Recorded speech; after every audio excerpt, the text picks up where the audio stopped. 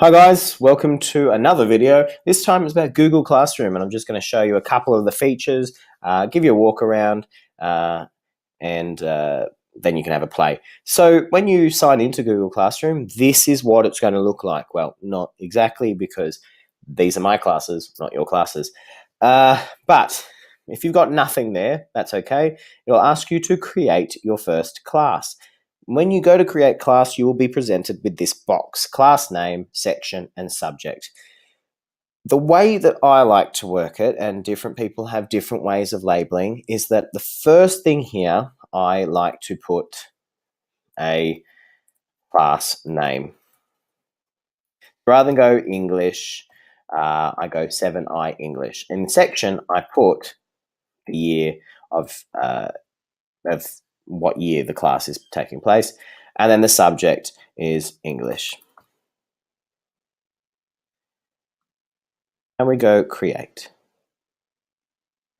And then you will see that once it has created, here it is, 7i English 2016, and this is your what is called your stream. So the first thing you'll see, there are 3 columns: stream, students, and about. And I'm going to explain each of them. But before I get into that, I'm going to show you how you can customize this. You go select theme, and let's say you've got a really quirky bit of a class. You go add that, some jelly beans.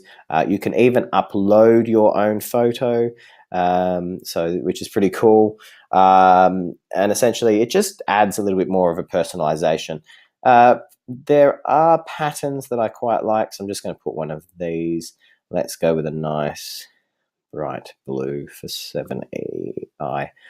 Okay. Now, here's your stream. Starting from the left-hand side, you'll see here that any work, any assignments that are going to be due will show up here.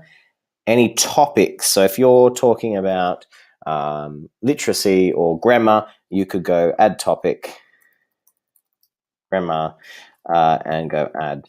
And you'll see there that there is searchable topics. And what that'll do is all the announcements and the assignments and the posts that you put up here, if they just go grammar, boom, it will only show the grammar. And stream just essentially says show deleted items. Your students don't see that. Okay, let's go over here in the middle. In the middle, if you think of this as the Facebook timeline, or as the essentially the center of Moodle, where you put all your little classwork sort of stuff, that's sort of where it's going to go. Down here on this plus button, though, is where all the magic happens. You've got options to create an announcement, create assignment, create a question, or reuse a post. Let's say we create an announcement, and I'm going to say that the topic is actually going to be on characterization. And we go with the class, let's say that remember that authors and composers have different ways of creating characters. Very simple statement, but it's just an announcement. Cool. You can also, with your announcement, you can also share from your Google Drive. And let's say that here's some worksheets.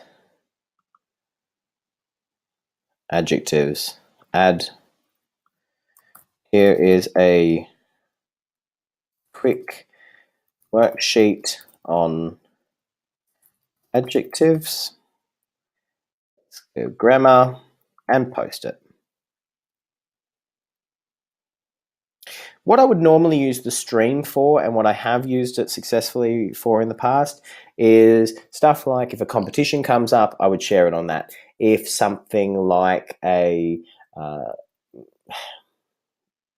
you find something really interesting, you think they'd like, post it on that. But normally what I would do is either before or after each class, I would actually post up on Google Classroom what we did that lesson. That way anyone who has missed that lesson, they go back and they would simply just look at that lesson. You upload any worksheets you've used, look at any videos that you may have watched, and they can watch it and they can catch up very, very easily. If you really wanted to get technical, and I'll talk about this in my paperless classroom workflow video, is you could actually even record you speaking in the class and put that up there. If they all have a class discussion, why not? Why not get a recording of that and put that up? You know, the sky's the limit. Then we go into we're still in Stream, and we're going to go create an assignment. Now, this is really cool, and I'm not going to go too much in depth because, again, I'm going to talk about another video. But let's say that the assignment is character narrative task.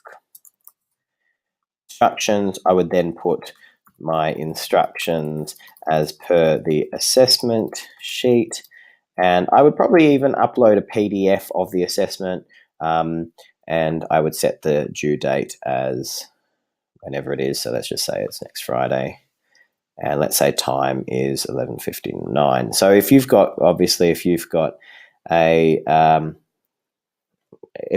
year 11 class, you can lock it at 9 a.m., which is really, really cool. Then we go assign, okay? And it will assign one of those for each person, and you'll have how many done, how many not done. It's saying 0 at the moment because, and if we jump into students, we have no students. The way you get students is by asking them to go to their Google Classroom, going join class, and putting that code in. Now, you can change it to students can post and comment, students can only comment, or only teacher can post or comment.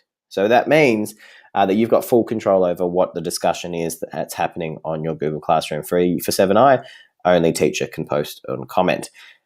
In the About section, you will see that here is a calendar, which will be where all the tasks turn up. You can even create a calendar for all like major events. Your Google Drive folder. When you create a Google Classroom, it creates a separate folder on your Google Drive where you can just upload stuff, and anything that's in there is shared with the class automatically. Again, I'm going through this really quick, but have a play around with it. You can add a little bit of a class description, but down here is the add materials. Now, what I think works best, and again, this is my opinion, is for that unit. So let's say we have unit 1, characterization and voice. I would add all of my documents or videos to do with that unit in that section. Okay. And then I would post that, and then students have all access to all those resources. And then as I use them in each lesson, I would go and just attach them here in my end of lesson sort of shout out, my little announcement. So that's a quick overview of Google Classroom. I hope that's been helpful. Again, just get in, have a play with it. Maybe get a couple of teachers, maybe get in a pair, and I'm always happy to help you test these things. And just play. That is really how the best way of learning this is to play. But I will talk about what I have found the best suggested pathway and workflow in the next video. Okay, excellent.